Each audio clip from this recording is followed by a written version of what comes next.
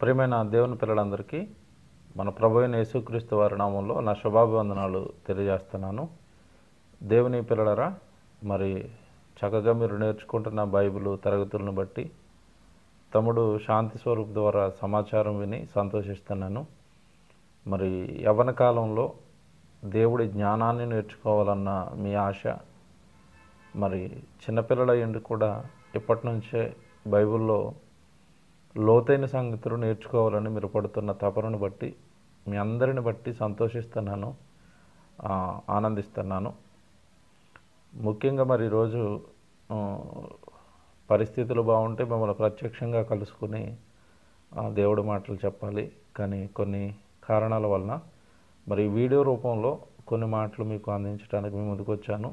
తమ్ముడు మరి ఆహ్వానం మేరకు దేవుని పిల్లలారా, ఈరోజు ఒక మంచి సంగతి బైబిల్లో నుండి నేర్చుకుందాం. తెలిసినట్టుగానే ఉంటుంది, కానీ మీరు వినవలసినవి ఈరోజు దేవుడు మీతో వినిపిస్తున్నాడు అని ఖచ్చితంగా నమ్ముతున్నాను.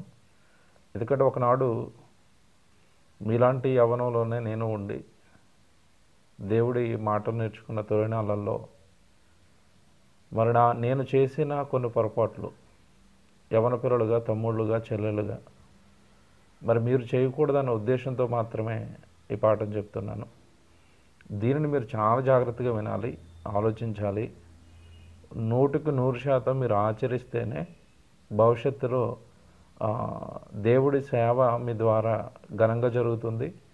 నేను ఈరోజు చెప్తున్న సంగతులు ఏవైతే ఉన్నాయో అవి మీరు పాటిస్తేనే ఖచ్చితంగా మీరు అనుకున్న పని దేవుడి కోసం బాగా చేయగలుగుతారు. దేవుడు ఖచ్చితంగా మిమ్మల్ని ఉన్నతంగా తన సేవకి మిమ్మల్ని వాడుకుంటాడు.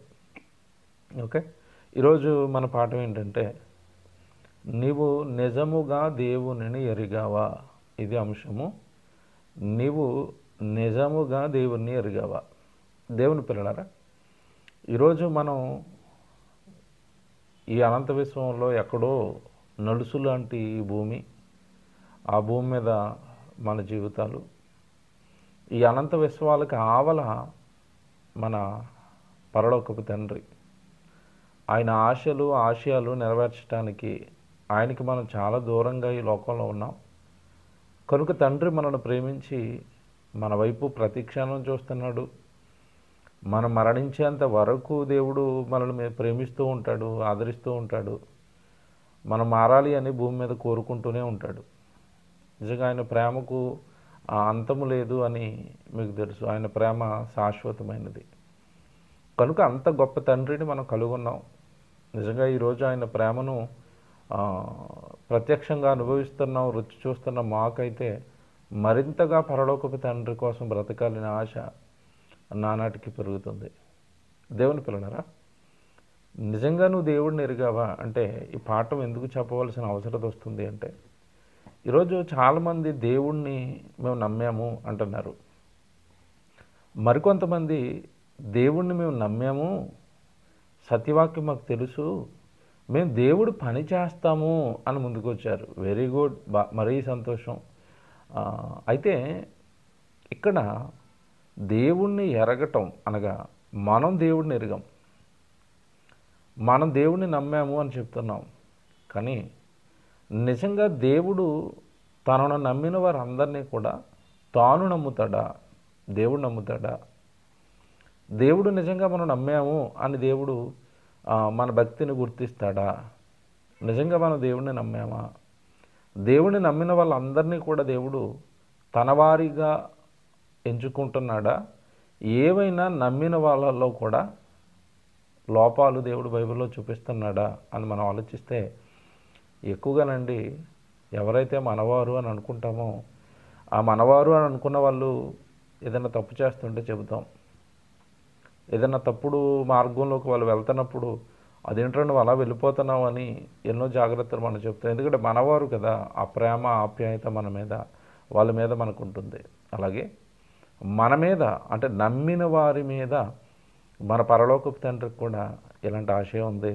ఆశతో ఈ నమ్మిన వాళ్ళందరి గురించి కూడా దేవుడు ఒక మాట రాశాడు. మీరు నమ్మాము అని చెప్పుకుంటున్నారు తప్ప ఆ, ఆ మాటలో నాకు ఒక లోపం కనబడుతుంది అంటాడు దేవుడు బైబిల్లో. ముఖ్యంగా ఈ పాఠంలోకి వెళ్ళే ముందు నేను మీకు ఒకటి చెప్తున్నాను. అంటే ఆ, నమ్మిన వాళ్ళని కూడా మరి ఏదో తక్కువ చేసి మాట్లాడుతున్నారు అని మీరు అనుకోకుండా కూలంకుషంగా నేను చెప్పే ప్రతి మాట ఆలోచించాలి.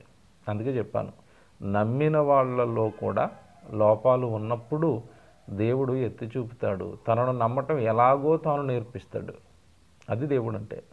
ఎందుకంటే బైబిల్లో మనం మీరు బాగా బైబిల్ వచ్చాను నేను అనుకుంటున్నాను, బాగా బైబిల్ చదువుతున్నారు. రోమపత్రిక 10వ అధ్యాయంలో వారు దేవుని యందు ఆసక్తి కలిగిన వారిని గురించి సాక్ష్యం ఇచ్చుచున్నాను, అయినను వారి ఆసక్తి జ్ఞానానుసారమైంది కాదు అంటాడు. ఆ మాట పట్టుకోవాలి.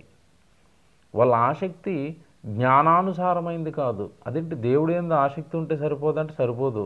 ఆ ఆసక్తి వాక్యానుసారమైన ఆసక్తి అయి ఉండాలి. మీరు చేస్తున్న భక్తి ఏదైతే ఉందో దేవుడి పట్ల, అది వాక్యానుసారమైన భక్తి అయి ఉండాలి. మీరు దేవుడిని విశ్వసిస్తున్నారు కదా, ఆ విశ్వాసం ఏదైతే ఉందో అది వాక్యానుసారమైన విశ్వాసం అయి ఉండాలి. ఓకే, మీరైతే బాప్తిసం తీసుకున్నారు కదా, పెళ్ళికి బాప్తిసం, ఉద్యోగాలకు బాప్తిసం, వ్యాపారాలకు బాప్తిసం, ఇది కాకుండా మీ బాప్తిస్మం ఏదైతే ఉందో అది వాక్యానుసారమైన బాప్తిస్మం అయి ఉండాలి. ఇలాగా బైబిలు ఎన్నో విషయాలలో మనం చేస్తున్న భక్తి కానీ, బాప్తిసం కానీ, విశ్వాసం కానీ, ఇవన్నీ నేను చెప్తున్నాయే చేస్తున్నావా అని ప్రశ్నిస్తుంది. వెరీ గుడ్, జాగ్రత్తగా వినాలి. నేను ఇప్పుడు వరకు లిస్ట్ ఏదైతే చెప్పానో, నువ్వు ఇచ్చే అర్పణలు ఏవైతే ఉన్నాయో అర్పణల విషయంలో కూడా బైబిల్ మాట్లాడింది. ఒకప్పుడు ఇశ్రాయేలు దశంభాగాలు ఇచ్చారు. ఇప్పుడు తెలియక అమాయకపు సేవకులు ఇప్పటికీ కూడా మీరు విశ్వాసం దశంభాగాలు ఇవ్వండి అని అడుగుతున్నారు. అది క్రైస్తవుడికి ఆ దశంభాగాల యొక్క ఇవ్వటం అనేది సరిపోతుందా? ఇప్పుడున్న క్రైస్తవ భక్తి కంటే సరిపోదు. ఎలా చెప్తారు మీరు? యేసుప్రభు చెప్తాడు శాస్త్రుల పరిచయాలతో మాట్లాడుతున్నాడు వాళ్ళ గురించి. చుట్టూ ఉన్న ప్రజల వైపు తిరిగి, ఇదిగో మీరు శాస్త్రుల పరిచయాలు చూస్తున్నారు కదా, శాస్త్రుల కంటేనూ పరిచయుల కంటేనూ మీ నీతి అధికము కాని ఎడల మీరు పరలోక రాజ్యంలో ప్రవేశింపరు. అంటే వాళ్ళ భక్తి కానీ, వాళ్ళు ఇచ్చే కానుకలు కానీ దేవుడి విషయంలో అది మీకు సరిపోదు. ఎంత బాగా చెప్పాడు చూసారా? సరిపోదు, మీరు పెంచుకోవాలి. ఎక్కడి వరకు పెరగాలి? కొత్త నిబంధనలో మనకు చెప్పాడు రోమపత్రిక 12వ అధ్యాయంలో, సజీవ యాగముగా మీ శరీరాలనే సమర్పించుకునేంత భక్తిలోకి రావాలి. దశంభాగాల భక్తిలో నుంచి, జీతాలు ఇచ్చే భక్తిలో నుంచి, మీకు చివరికి అవసరమైతే ఆస్తులు ఇచ్చేసేంత భక్తిలోకి, ప్రాణం ఇచ్చేసేంత భక్తిలోకి, చివరికి మీ దేహం దానిని కూడా దేవుడి సేవకు పణంగా పెట్టేంత భక్తిలోకి మీరు రావాలి అన్నాడు. ఇవన్నీ కూడా బైబిల్ ప్రకారం మనకు తెలుసు, మనం ఆలోచిస్తాం. అలాగే దేవుణ్ణి నమ్ముతున్నాం చూశారు, మాకు దేవుడు తెలుసు అంటున్నారు చూశారు.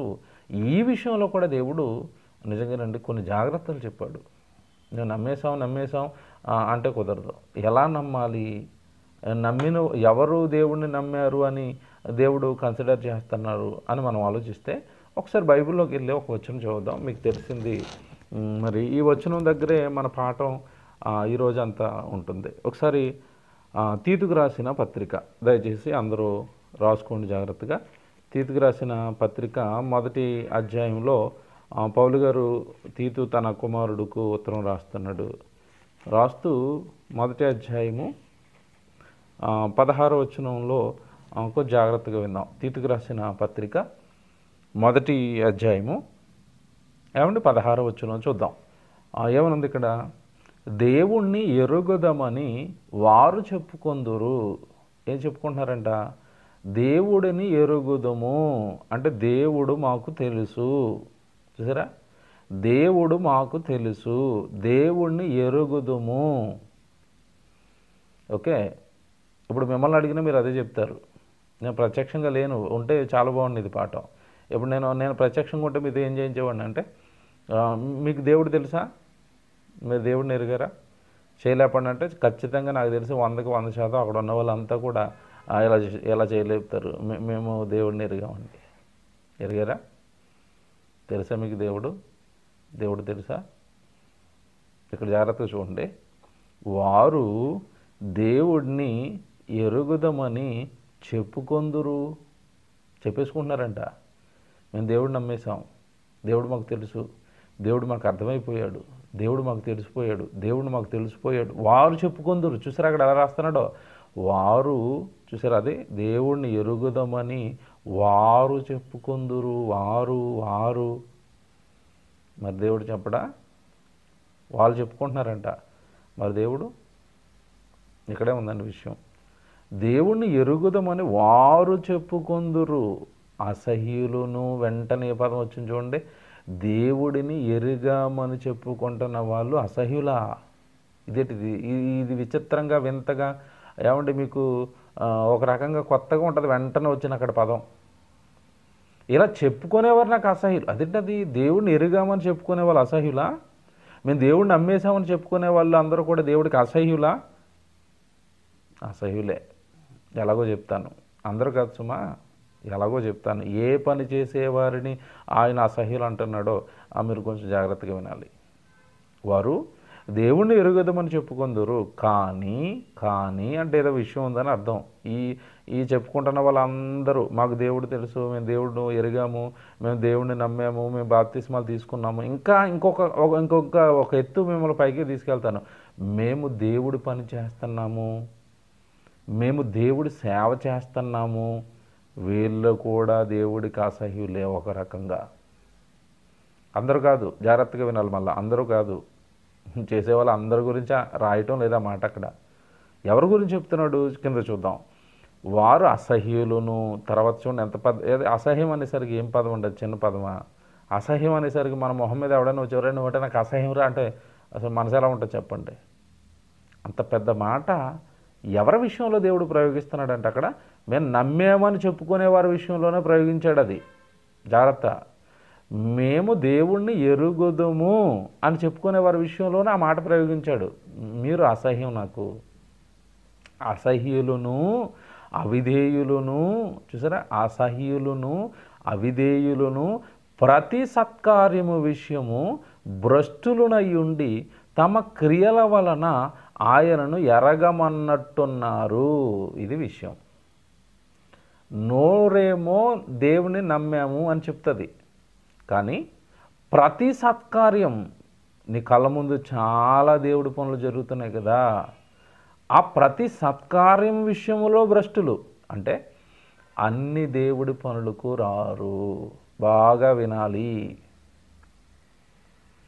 అన్ని దేవుడి పనులు నా పనులే అని అనుకోరు. ఏమంటే ఇక్కడ మనం చాలా కేటగిరీస్ చెప్పుకోవచ్చు. కొన్ని కేటగిరీస్ చెప్తాను. ఒకటి కేటగిరీ ఏంటంటే అసలు దేవుడు నమ్ముతారు తప్ప దేవుడు పని చేయరండి. వాళ్ళు భ్రష్టులు, అసహ్యులు, దేవుడి మాటకు అవిధేయులు వాళ్ళు. ఎందుకంటే యేసుప్రభువు చెప్పాడు కదా, ఏమన్నాడు? మీరు సర్వలోకానికి వెళ్ళి సర్వసృష్టికి సువార్తను ప్రకటించండి. సువార్తక పని ఏ పని ఎత్తుకొని వాళ్ళందరూ కూడా ఇదిగో ఈ లిస్టులోకి వెళ్ళిపోతారు. జాగ్రత్తగా వినాలి. అసలు ఈ పనే చేయని వాళ్ళందరూ కూడా ఈ లిస్టులోకి వెళ్ళిపోతారు. మాకు యేసుప్రభువు తెలుసు, బాప్తిసం తీసుకున్నాం, కానీ పని చేయం. వాళ్ళు అసహ్యులు, అవిధేయులు, దేవుడి మాటకు లోబడని వారు. రెండవది ఏంటంటే, ఇక్కడ జాగ్రత్తగా వినాలి. కొంతమంది పని చేస్తారు దేవుడి పని ఉందని తెలుసు, కానీ వీళ్ళు వర్గాలుగా చేస్తారు. నేను వీడియో ఎడిటింగ్ మాత్రమే చేస్తాను, పాట పాడను, వాక్యం నేర్చుకోను, బైబిల్ చదవను, ప్రార్థన చెయ్యను, గ్రౌండ్లో ఏదైనా పని ఉంటే నేను చెయ్యను, నేను వీడియో ఎడిటర్ని, నేను సింగర్ని, పాట పాడుతానంతే, వాక్యపఠనం చేయను, బైబిల్ చదువుకోను, తర్వాత వాక్యం చెప్పడానికి ప్రయత్నించను, నేను సింగర్ని, పాటే పాడుతాను. చూసారా? అంటే అన్ని పనుల్లో ఉండాలన్న ఆశ ఉండదు. అక్కడ పదం, నేను వాక్యాన్ని బట్టి చెప్తున్నాను, అక్కడ పదం ప్రతి సత్కార్యము విషయము భ్రష్టులను. ప్రతి సత్కార్యం, ప్రతి దేవుడి పనిలో నువ్వు ఉంటావా? మా మీటింగులు పెడితేనే నేను పని చేస్తాను, పక్క వాళ్ళు మీటింగ్ పెడితే నేను పని చేయను. చూసారా? ఇది పోతుంది. చూసారా? ఇక్కడ మన భక్తి పోతుంది. చూసారా? ఇక్కడ ఆ పదానికి మనం న్యాయం చేస్తున్నాం ఆ పదానికి. ఎలాగా? ప్రతి సత్కార్యం విషయంలో మీరు భ్రష్టులు అయిపోయారు. ప్రతి దేవుడి పనిలోనే ఉంటారా? జరుగుతున్న సత్కార్యాలు అంటే నువ్వు అందుబాటులో ఉండి నీకు తెలిసిన ప్రతి దేవుడి పనిలో నువ్వు ఉంటున్నావా? ఉండరండి. కొంతమంది చూస్తున్నప్పుడు నచ్చదు. ఏదో మరి ఆ పేరు కోసం పనిచేసే వాళ్ళు ఉంటారు, గొప్పల కోసం పనిచేసే వాళ్ళు ఉంటారు, ఫోటో అందరి ముందు కనపడాలని మరి పనిచేసే వాళ్ళు ఉంటారు. అలాగే పాట పాడేటప్పుడు అందరూ నన్ను చూసి చప్పట్లు కొట్టాలని పాట పాడేవాళ్ళు ఉంటారు. వాక్యం చెప్పేటప్పుడు మరి మరి సేవకులం అయిపోతుంటే చక్కగా స్టేజ్లో ఎక్కొచ్చు, కుర్చీల మీద కూర్చోవచ్చు కదా అని అందరూ అన్నయ్య అంటారు, దగ్గరికి వస్తారు, గొప్పగా పొగుడుతారు. దీనికోసం కూడా ప్రసంగాలు చెప్పేవాళ్ళు ఉంటారు. ఇలాంటి ఉద్దేశాలతో గనక మీరు సేవను జరిగిస్తుంటే, చెప్తాను ఇవన్నీ బైబిల్లో చూపిస్తాను ఇప్పుడు నేను చెప్పినవన్నీ, ఇలాంటి ఉద్దేశాలతో మీరు దేవుడి పనిని కనుక మీరు నేర్చుకుంటే మీ సేవ మీ దగ్గరే ఆగిపోతుంది. మీ పని పరలోకంలో ఉన్న మీ కన్న తండ్రికి, మీ డాడీకి అది నచ్చదు. అపోస్తలులు 12 మంది కేవలం సంఘం యొక్క క్షేమం కోసం చేస్తారు. సొంత పేర్ల కోసం, సొంత ఖ్యాతి కోసం ఎవరు పనిచేయరు. వాళ్ళు ఆత్మల రక్షణ, సంఘ వ్యాప్తి, సువార్త వ్యాప్తి, అనేక మంది మా ప్రభువుని తెలుసుకోవాలి. ఇలాంటి మోటోతో మీకు ఈరోజు నేను ఈ పాట మీకు ఎందుకు చెప్తున్నానంటే, మీరు యూత్ కదా, యవ్వనస్తులు కదా, చక్కగా నేర్చుకుంటున్నారు, వాక్యం నేర్చుకుంటున్నారు, పని నేర్చుకుంటున్నారు కదా, మీ మోటో ఇలా మారాలి. కేవలం సంఘ వ్యాప్తి, ఆత్మల రక్షణ, సంఘాలు అభివృద్ధి చెందాలి. ఎక్కడ దేవుడి పనున్నా నేను చేస్తాను. నా పరలోకంలో ఉన్న కన్న తండ్రి దగ్గరకు నా పనితో నేను ఒక్కరిని చేర్చితే చాలు. ఇలాగ మీరు మంచి సహృదయంతో, హృదయపూర్వకంగా మీరు వాక్యం నేర్చుకుని దేవుడి పని చేయండి. నిజంగా దేవుడు మిమ్మల్ని గొప్పగా వాడుకుంటాడు, గొప్పగా దీవిస్తాడు. కానీ భ్రష్టులు అనగానే ఎవరు అంటే దేవుడి పని చేయని వారు అని అర్థం. అంటే ఏ పని కూడా చేయకుండా కొంతమంది ఎలాగ మాట్లాడుతున్నారు అంటే, మేము దేవుడిని నమ్మేశాం, మేము దేవుడిని ఎరిగాము అంటున్నారు. కానీ దేవుడేమో అలాంటి వాళ్ళని తిడుతున్నాడు. ఏమని తిడుతున్నాడు? మీరు నాకు అసహ్యం. ఎందుకు అసహ్యం అంటే, మీరు అవిధేయులు, లోబడరు, నేను చెప్పింది చెప్పినట్టుగా మీరు చేయరు. Note this. దేవుడు పని చేయని వాడు దేవుడికి అసహ్యుడే. దేవుడు పనిని నువ్వు ఎత్తుకున్న తర్వాత దేవుడు చేయమన్నట్టుగా చేయకపోయినా నువ్వు అసహ్యుడివే. నీ పని కానీ, నీ జీవితం కానీ, దేవుడు నేను ఎరిగానని కానీ, నువ్వు నాకు తెలుసని కానీ, నువ్వు నీ వల్ల నేను ఆనందపడుతున్నాను కానీ దేవుడు మెచ్చడు. జాగ్రత్తగా వినాలి. ఈరోజు లోతైన సంగతులు పాఠం ఇది. ఇప్పుడు మనకి ఏమర్థం అవుతుంది వచ్చిన వాళ్ళు అంటే, వాళ్ళు మాకు దేవుడు తెలుసు అంటున్నారు కానీ నాకు అసహ్యులే. కారణం ఏంటి? 2 రీజన్స్ చెప్పాడు. వారు దేవుని ఎరుగుదమని వారు చెప్పుకుందరు కానీ అసహ్యులను, అవిధేయులు, ప్రతి సత్కార్యం విషయంలో భ్రష్టులనై ఉండి వారు తమ క్రియల వలన, నోటితో దేవుడు తెలుసు, క్రియలతో దేవుడు ఎవరో మాకు తెలీదు. ఏమంటే మీటింగ్ జరుగుతుంది. చర్చిలో ఉన్న వాళ్ళందరూ కూడా దేవుడు నమ్మని వాళ్ళే. పని జరగాలి అంటే ఆర్థిక సహాయం కావాలి. ఇలా దేవుడి సువార్త కార్యక్రమం పెడుతున్నాం, మీలో ఎంతమంది ఇస్తారు అంటే, చాలామంది ఎలా ఆలోచిస్తారంటే, ఎవరో ఉన్నారు కదా ముందు ఎప్పుడు రెగ్యులర్గా డబ్బులు ఇచ్చేవాళ్ళు, వాళ్ళు ఇస్తారులే, ఇతను ఎవడో ఎందుకు ఇవ్వడం అంటే, నా దగ్గర ఏమీ లేవు అంటాడు. ఇది ఒక పచ్చి అబద్ధం అండి. ఏమీ లేవు అన్నది పచ్చి అబద్ధం. నీ కుటుంబానికి రేషన్ తెచ్చుకోవడానికి ఉంటాయి, మీ పిల్లలకి ఫీజులు కట్టడానికి ఉంటాయి, రోడ్డు మీద మీకు ఇష్టమైన కొనుక్కోవడానికి ఉంటాయి. అందరూ 1000 రూపాయలు ఇస్తున్నారు, లేదంటే 5000 ఇచ్చారు, 10,000 ఇచ్చారు. నువ్వు 100 రూపాయలు కూడా ఇవ్వడానికి నీ దగ్గర లేవా? బాగా ఆలోచించు. దేవుడు పని జరుగుతున్నప్పుడు నీ వంతుగా నీ పాకెట్ మనీ 500 1000 రూపాయలు వాడుకుంటున్నావు కదా. పోనీ నీకు అంత త్యాగం చేసి అంత పెద్ద మనసు లేదు నీకు. కనీసం అందులో 100 రూపాయలు పట్టుకెళ్ళి ఇలా ఇచ్చి, ఏమండి నావి కూడా పెట్టుకోండి అని అంటారా? అనరండి. చర్చిలో 100 మంది ఉంటే మీటింగ్ చేస్తాను, ఆర్థికంగా సహాయం చేయండి అంటే అందులో 20 చేతులు లేస్తాయి, 15 చేతులు లేస్తాయి, లేదా 30 చేతులు లేస్తాయి. మిగతా 70 మంది ఆదివారం గుడికొచ్చారు, దేవుడు అంటే మాకు ఇష్టం అంటున్నారు, మేము బాప్తిసం తీసుకుంటున్నాం అంటున్నారు, రొట్టె ద్రాక్షరసంలో చేతులు వేస్తాము అంటున్నారు. దేవుడు పని ఉంది, నువ్వు వస్తావా అంటే ఆయన ఎవరో మాకు తెలియదు అంటున్నారు. ఎలా? నోటితో కాదు సుమా, అక్కడ జరుగుతున్న క్రియతో. దేవుడు కౌంట్ వేసేది ఇక్కడే. ఇక్కడే పట్టేస్తాడు, ఇక్కడే పట్టుకుంటాడు దేవుడు. నమ్మేడా వీడు నమ్మలేదా? ఇక్కడే పట్టేస్తాడు దేవుడు. ఇక్కడే మీరు జాగ్రత్తగా వినండి, ఇక్కడే పట్టేస్తాడు దేవుడు మిమ్మల్ని. మీరు నమ్మారో నమ్మలేదో దేవుడు మిమ్మల్ని, మీ జీవితాన్ని డిసైడ్ చేసేది ఇక్కడే. పనున్నప్పుడు, దేవుడు పనున్నప్పుడు నువ్వు ఎలా స్పందిస్తున్నావు, నీ స్పందన ఫైనాన్షియల్గా అసలు రూపాయి కూడా నీ దగ్గర లేదండి, లివ్ ఇట్, వదిలేసేయి. డబ్బులు నీ దగ్గర లేనప్పుడు ఆ రోజు ఉదయాన్నే మీటింగ్ ప్రారంభమవుతుంది, ఎన్నో పనులు ఉంటాయి, కనీసం నేను డబ్బులు ఇవ్వలేకపోయాను, పొద్దున్న అక్కడికి వెళ్ళిపోతాను, అక్కడ ఏ పని ఉంటే ఆ పని చేస్తాను, కుర్చీలు ఏమంటే కుర్చీలు వేస్తాను, గ్రౌండ్ తుడమంటే గ్రౌండ్ తుడుస్తాను, వంటలు చేస్తుంటే వంటలు వేస్తాను, ఏమైనా ట్రాన్స్పోర్ట్లో వస్తువులు వస్తే నేను దింపుతాను, పొద్దునుంచి సాయంత్రం వరకు నేను అక్కడే ఉంటాను.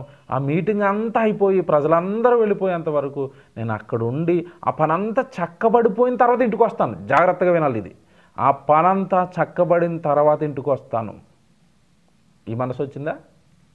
ఇప్పుడు మీ ఇంట్లో బర్త్డే జరుగుతుందండి, మీ ఇంట్లో పెళ్లి జరుగుతుందండి, మీ ఇంట్లో శుభకార్యం జరుగుతుందండి, అందరూ వచ్చి భోజనాలు చేసిన తర్వాత అమ్మయ్య రిలాక్స్, భోజనాలు చేసి వెళ్ళిపోయారు, ఇంట్లో పడుకుంటాను అని పడుకుంటారా? లేదండి, వాళ్ళందరూ వెళ్ళిపోయిన తర్వాత గిన్నెలు ఎత్తుకోవటం, ఆ సామాన్లు కడుక్కోవటం, ఏమంటే నిజంగా మీరు ఎంత పని చేస్తారు డెడ్ ఎండ్ వరకు, చివరి వరకు. మరి దేవుడు పని అనేసరికి ఎలా ఉంటారంటే చాలామంది వస్తారండి, వచ్చిన తర్వాత మీటింగ్ స్టార్టింగ్లో హడావుడి చేస్తారు, బాగా అది పని చేసేస్తారు, ఈ పని చేస్తారు, హడావుడి. ఇక మెయిన్ ఏమండి, వాక్యోపదేశకులు సేవకులు వాక్యం చెప్పగానే ఆయన వాక్యం చెప్పి వెళ్ళిపోతున్నాడా, వీళ్ళు కూడా అంతే, అన్నయ్య వెళ్ళొస్తాం మరి అయిపోయింది కదా. వేసిన కుర్చీలు ఎవరు తీస్తారు? మీ ఇంట్లో నీ కార్యక్రమాన్ని డెడ్ ఎండ్ వరకు, చివరి వరకు చూసిన నువ్వు దీన్ని మధ్యలో వదిలి వెళ్ళిపోతున్నావేంటి? ఆ భయం లేదేంటి నీకు? అదే దేవుడు ఇక్కడ ప్రతి సత్కార్యం విషయంలో నువ్వు ఎలా రియాక్ట్ అవుతున్నావో చూసి దానిని బట్టి నువ్వు దేవుణ్ణి ఎంతగా నమ్మావో నీ భక్తిని కొలిచేస్తాడు దేవుడు. కొలత, ఆ కొలతలో అంటాడు, వీడు నాకు అసహ్యుడు, వీడు నాకు నచ్చలేదు, నా పని మీద వీడికి అంత ఆసక్తి లేదు, నా పని మీద వీడికి అంత శ్రద్ధ లేదు, ఏదో అందరూ చేస్తున్నారని దేవుడు పని చేయాలని ఆ ప్రసంగాలు 4 విని ఆ ప్రసంగాల ఆవేశంలో ఏదో 4 పనులు అటు ఇటు చేసి వెళ్ళిపోతున్నాడు అంతే. వాళ్ళలో నుంచి రాలేదు అది, నా తండ్రికి చేస్తున్నాను, చివరి వరకు చేయాలి, బాగా చేయాలి, ఇది రాలేదు. కాబట్టి మీరు ఆలోచించుకోండి, ఎరిగారా? దేవుడిని నమ్మారా? చెప్తాను ఇప్పుడు. దేవుడిని ఎరగకుండా దేవుడు పని ఎందుకు చేస్తారనియా, ఇది రావాలి మీకు ఇప్పుడు.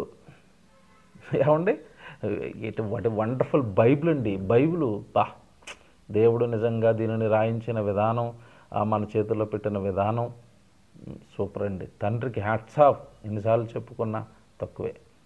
దేవుని ఎరగని వాడు దేవుడు పని చేస్తాడంటే, ఎరగకుండా దేవుడు పని చేస్తారు. చూపిస్తాను.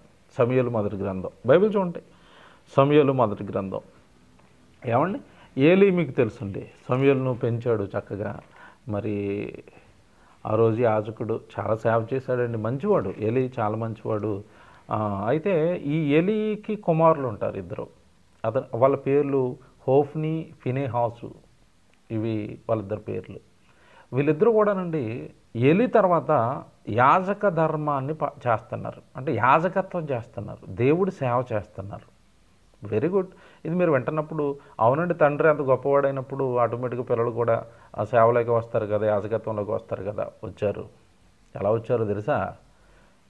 దేవుడిని ఎరిగి, దేవుడు చేయమన్నట్టుగా, దేవుడి మీద భక్తితో దేవుడి పనిలోకి రాలేదు వీళ్ళు. ఆచారంగా తండ్రి చేశాడు కనుక ఆ తర్వాత క్రమంలో వీళ్ళకి వచ్చేసింది, వీళ్ళు చేస్తున్నారే తప్ప అసలు ఆ సేవ, ఆ పని ఎలా చేయాలో, ఎందుకు చేయాలో తెలియకుండా చేశారు.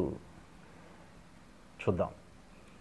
వీళ్ళ పేర్లు మీరు రాసుకోండి. సమూయేలు మొదటి గ్రంథం 1వ అధ్యాయంలో 3వ వచనం చివరిలో, 3వ వచనం చివరిలో ఉంటుంది, 4వ వచనం స్టార్టింగ్లో, పైన 2 వచనాలు. ఏలు యొక్క ఇద్దరు కుమారులు, సమూయేలు మొదటి గ్రంథం 1వ అధ్యాయము 4వ వచనానికి పైన 3వ వచనం చివరిలో ఉంది ఇది. ఏలు యొక్క ఇద్దరు కుమారులు హోఫ్ని ఫినెహాసులు యెహోవాకు యాజకులుగా ఉండిరి. యెహోవాకు యాజకులు, దేవుడి సేవకులు, దేవుడి పనివారు. ఇది వినగానే హబ్బ భలే ఉంది, దేవుడి యాజకులా, దేవుడి సేవకులా, ఎంత బాగుంది. ఏలి పిల్లలు. ఓకే, మరి వీళ్ళు యాజకత్వం ఎలా జరిగిస్తున్నారు? 2వ అధ్యాయానికి రండి. 2వ అధ్యాయానికి వస్తే 2వ అధ్యాయము 12వ వచనం చూడండి. 2వ అధ్యాయము ఏమంటే 12వ వచనం. మీరు ఇక్కడి నుంచి ఎక్కడి వరకు రాసుకోవాలి అంటే 2వ అధ్యాయము 12 నుంచి 21 వరకు మీరు రాసుకోవాలి. తర్వాత 22 నుంచి 25 వరకు మీరు రాసుకోవాలి. ఓకేనా? మళ్ళీ చెప్తున్నాను, 2వ అధ్యాయం 12 నుంచి, లేదా ఒకేసారి 12 నుంచి 25 వరకు రాసుకోండి. 12 నుంచి 25 వచనాలు మీరు చదివితే వీళ్ళ జీవితం ఏంటో, ఎంత దారుణంగా దేవుడి పట్ల, సేవ పట్ల వీళ్ళ జీవితం ఉందో మీకు అర్థమవుతుంది. దేవుడు పనిచేస్తున్నారు. వీళ్ళు ఎలా చేస్తున్నారు? 12వ వచనం. ఏలీ కుమారులు యెహోవాను ఎరగని వారై మిక్కిలి దుర్మార్గులై ఉండిరి. జాగ్రత్తగా వినాలి. ఎవరిల్లు? యాజకులు. దేవుడు పనిచేస్తున్నారు, దేవుడు తెలియదంట. ఇదేంటండి ఇది? దేవుడు తెలియకుండా దేవుడు పనిచేసేస్తున్నారా? దేవుని ఎరగకుండా దేవుడు సేవలోకి వెళ్ళిపోయారా? ఇదేంటిది అంటే, నాన్న చేస్తున్నాడు, మేము చేస్తున్నాం. సాన్స్వరూప్ వీడియో ఎడిటింగ్ చేస్తున్నాడు, బాగున్నాయి అంటున్నారు, నేను కట్ చేసి అతికేస్తున్నాను. మీకు అర్థమవుతాయి ఇప్పుడు. ఎవరో ప్రసంగం చెప్తున్నారు, భలేగా ఉంది ప్రసంగం చెప్పిన వెంటనే అందరూ బాగుందన్నారు, నేను కూడా ప్రసంగం చెప్పేస్తాను.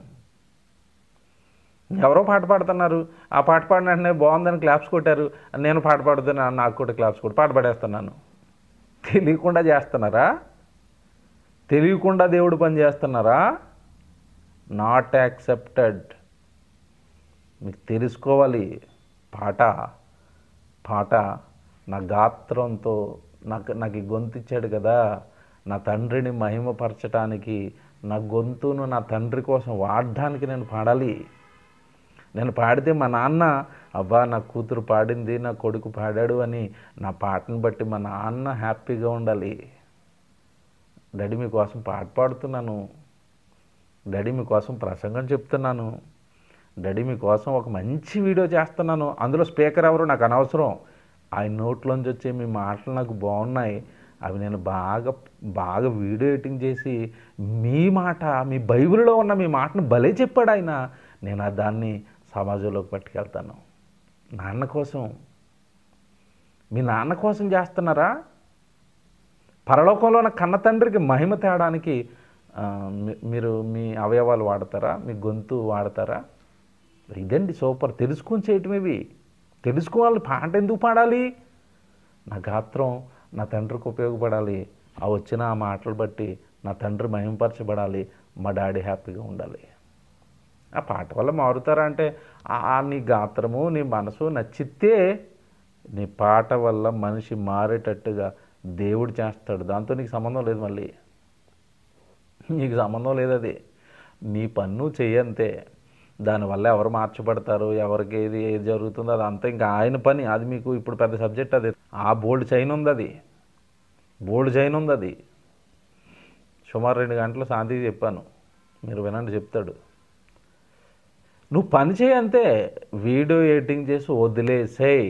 నిజంగా మనస్ఫూర్తిగా నీ పరలోకంలో ఉన్న కన్న తండ్రికి అది నచ్చితే అది ఎక్కడ తిప్పాలో అక్కడ తిప్పుతాడు. అది వెళితే ఎవరు మారతారో తండ్రికి తెలుసు, మీకు తెలీదు. వాడి దగ్గరికి ఎలాగైనా వీడియోని చేరుస్తాడు, వాడిని మార్చుకుంటాడు. సో అది మనకు సంబంధం లేదు. తండ్రి ఆ పనిని ఎలా వాడుకుంటాడో ఆయనకి మనం ఒక అర్పణగా, నీకు వచ్చింది నేను అర్పిస్తున్నాను, గాత్రాన్ని అర్పిస్తున్నాను, నాకు చేతికొచ్చిన ఎడిటింగ్ ద్వారా పనులు చేసి అర్పిస్తున్నాను. ఆయన వాడుకుంటాడు. ఎలా నాకెందుకు, నా సబ్జెక్ట్ కాదు అది. ఇది వీళ్ళు చూడాలి, నన్ను మెచ్చుకోవాలి, నాకు చప్పట్లు కొట్టాలి. పోయింది మీ పని, పోయింది. తెలుసండి, ఎరగకుండా చేయటం అంటారు ఇవే. తెలియకుండా చేయటం. ఎందుకు చేస్తున్నామో తెలియకుండా చేయటం. అలా చేయకండి, పాడైపోద్ది పని, వేస్ట్, యూజ్లెస్ అండి. మీరు చెప్పాడు చూడండి, ఏలీ యొక్క 2 కుమారుడు యెహోవాను ఎరుగని వారై మిక్కిలి దుర్మార్గులై ఉండిరి.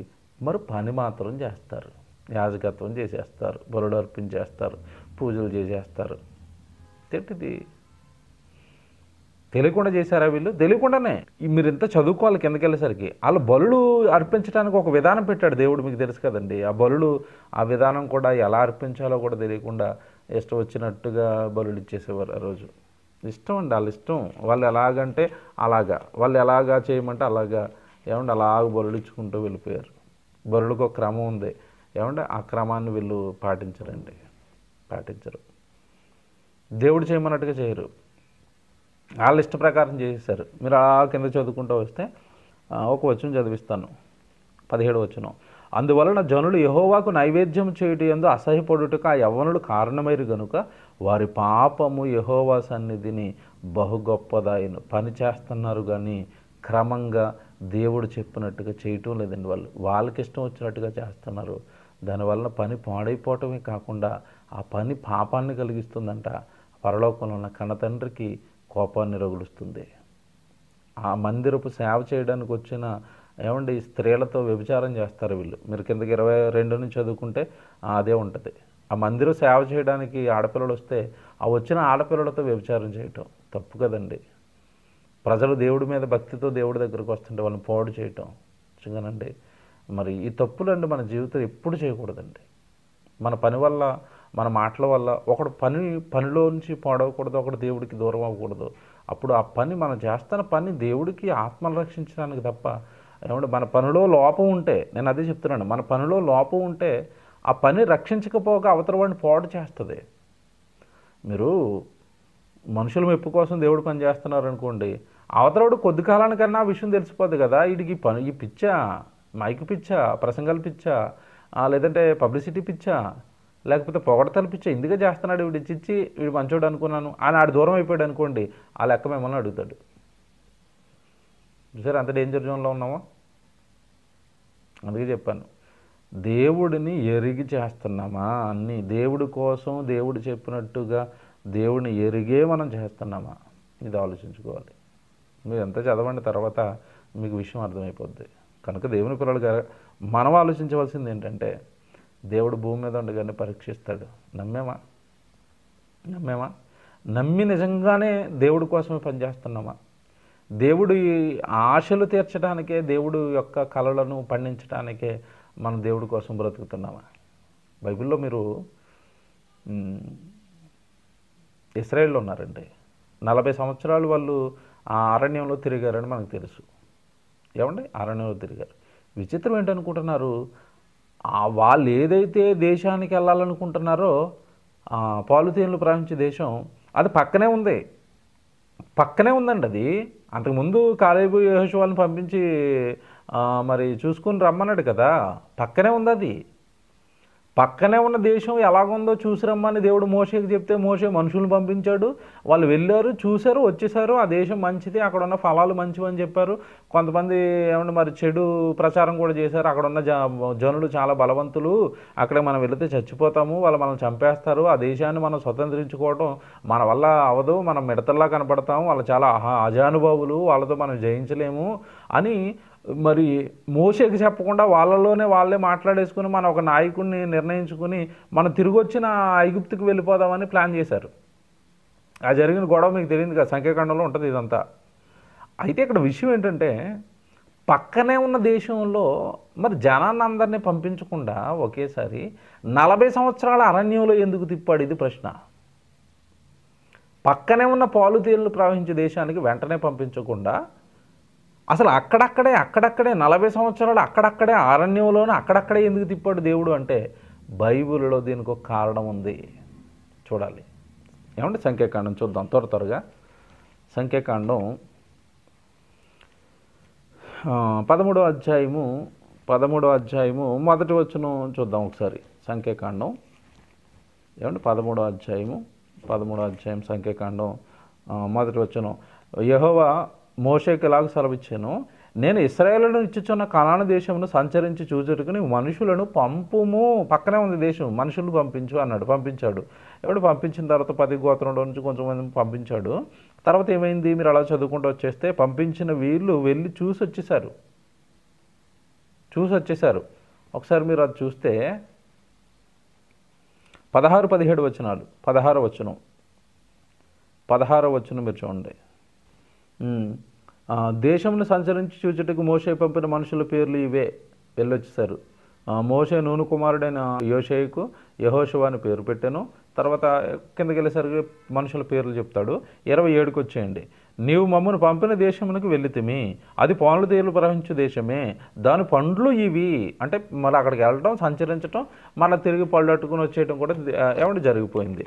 ఇంతకీ ఇదంతా దేవుడు ఎందుకు జరిగించాడు ఇలాగా అంటే ఇక్కడ ఒక విషయం ఉంది.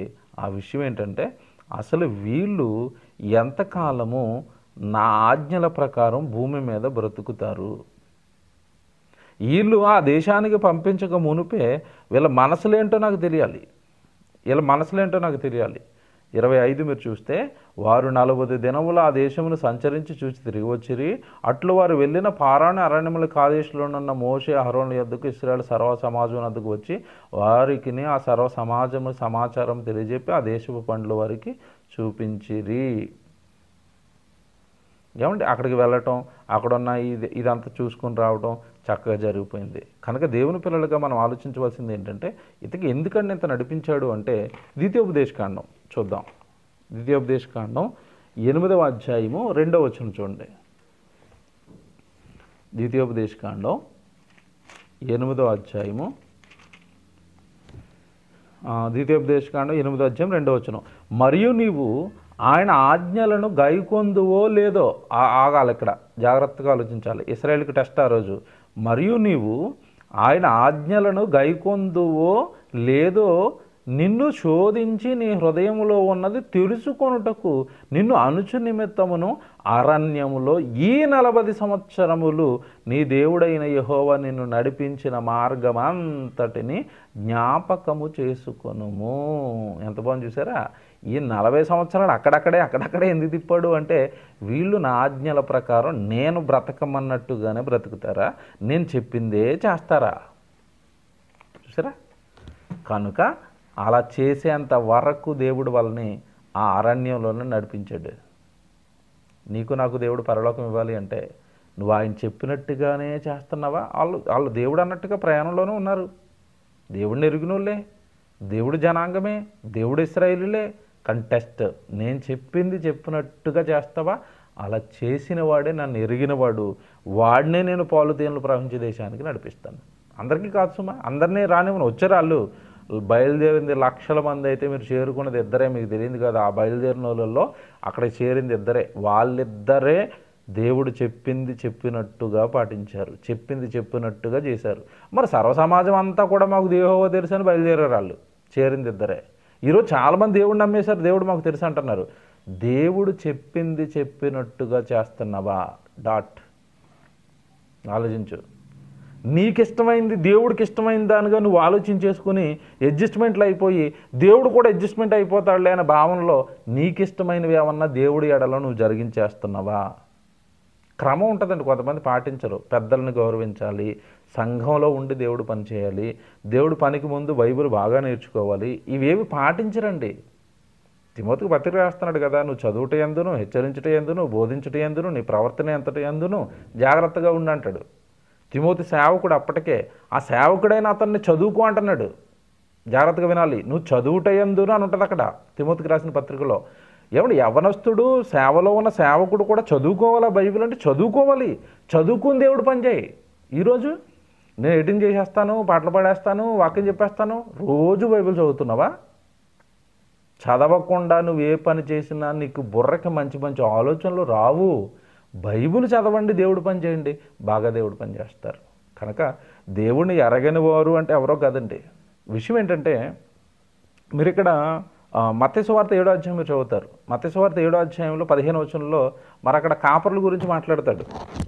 తెలుసు కదా మీకు, మత్తయి సువార్త 7వ అధ్యాయం 15వ వచనంలో రాసుకోండి, తర్వాత చదువుకోండి. ఆ కాపర్ల గురించి కొత్త నిబంధనలో వీళ్ళు ఎలా ఉంటారో చెప్తున్న ఒక సందర్భం అది. ఆ కిందకి మీరు 21వ వచనానికి వెళ్ళేసరికి ప్రభువా అని నన్ను పిలుచు ప్రతివాడు పరలోక రాజ్యంలో ప్రవేశించాడు అన్నాడు. మరి ఎవరు ప్రవేశిస్తారు ప్రభు అంటే, పరలోకంలో ఉన్న నా తండ్రి చిత్త ప్రకారం చెయ్యాలి. ప్రభువా వీళ్ళంతా ఎవరు? దేవుడిని ఎరిగిన వాళ్ళే, దేవుడిని నమ్మిన వాళ్ళే. అందరికీ పరలోకం ఇవ్వను, అందరికీ పరలోకం ఇవ్వను. ఎవరికి ఇస్తాను అంటే, ఇదిగో నా తండ్రి చిత్త ప్రకారం చెయ్యాలి, దేవుడు అనుకున్నట్టుగా చేయాలి, దేవుడు పని దేవుడు అనుకున్నట్టుగా చేయాలి. వెంటనే కింద ఒక బ్యాచ్ వచ్చేసింది, కింద ఒక గ్యాంగ్ వచ్చేసింది.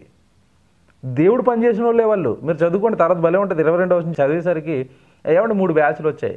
ప్రభా మేము మీ నామమును ప్రవచింపలేదా అంటున్నారు ఒకడొచ్చి. ప్రభా నీ నామం మేము అనేకమైన అద్భుతాలు చేయలేదా అంటున్నాడు ఒకడొచ్చి. ఇంకొకటి వచ్చి అంటున్నాడు, ప్రభా నీ నామాల మీద దెయ్యాలు వెళ్ళగొట్టలేదా అంటే ఆయన అంటాడు, అక్రమము చేయవారులారా మీరు నా యొద్ద నుండి పొండి, నేను మిమ్మల్ని అన్నడును ఎరగను. వాళ్ళు దేవుడు పని చేసిన వాళ్ళే. నోట్ దిస్, దేవుడు పని చేశారు, దెయ్యాలు నలగొట్టేశారు, యేసునామమున అన్నాడు. స్వస్థతలు అద్భుతాలు యేసునామమున అన్నాడు. ప్రవచనాలు యేసునామమున అన్నాడు. నేను గొప్పగా వాడబడుతున్న దైవజనుడిని అన్నాడు. స్వస్థతలు చేసేవాడి దగ్గరికి, అద్భుతాలు చేసేవాడి దగ్గరికి, ఏమంటే చక్కగా ఈ దెయ్యాలు నలగొట్టే వాళ్ళ దగ్గరికి లక్షల మంది, వేల మంది వచ్చారు. గొప్పగా వాడబడుతున్న దైవజనుడు అని ప్రజలందరూ అనుకున్నారు. ఇంతకీ యేసుప్రభు ముందుకెళ్ళేసరికి, ఒరే నువ్వు అక్రమం చేశావు, నువ్వంటే నువ్వెవరో నాకు తెలియదు అన్నాడు.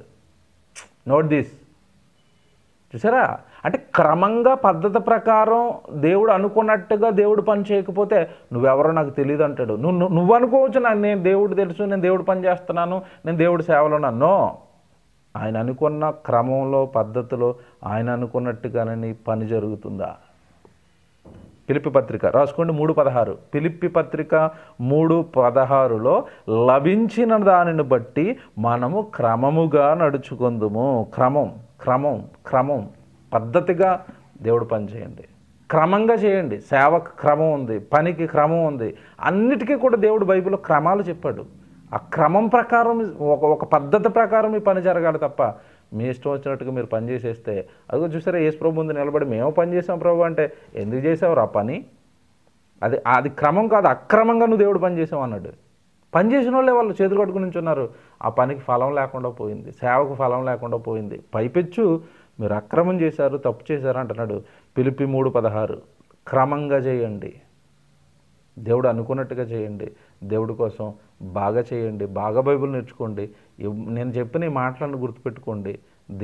దేవా ఎలా చేయమంటారు, ఇది ఎలా చేస్తే మీకు ఇష్టం, ఎలా చేస్తే మీకు ఈ పని ఉపయోగపడుతుందని దేవుడికి బాగా ప్రార్థనలు చేస్తూ, వాక్యం వింటూ, చక్కగా ప్రసంగాలు వింటూ, ప్రార్థనలు చేసుకుంటూ, బైబిల్ చదువుకుంటూ, దేవుడికి లోబడుతూ, తగ్గుతూ, అన్నిటిలోనూ మీరు దేవుని ఎదుట మరి మంచివారుగా, మంచి ప్రవర్తన కలిగిన వారుగా మారి మీరు దేవుడు పని చేయండి. మీరు చక్కగా ఇలాగే దేవుడి జ్ఞానంలో ఎదగాలని కోరుకుంటూ, మిమ్మల్ని ప్రేమిస్తూ, మిమ్మల్ని ప్రోత్సహిస్తూ, మరింతగా మీరు దేవుడి జ్ఞానంలో ఎదగాలని ఆశిస్తూ, మరి మీ అన్నయ్య శ్రీను అన్నయ్య. Thank you. అందరికీ వందనాలు.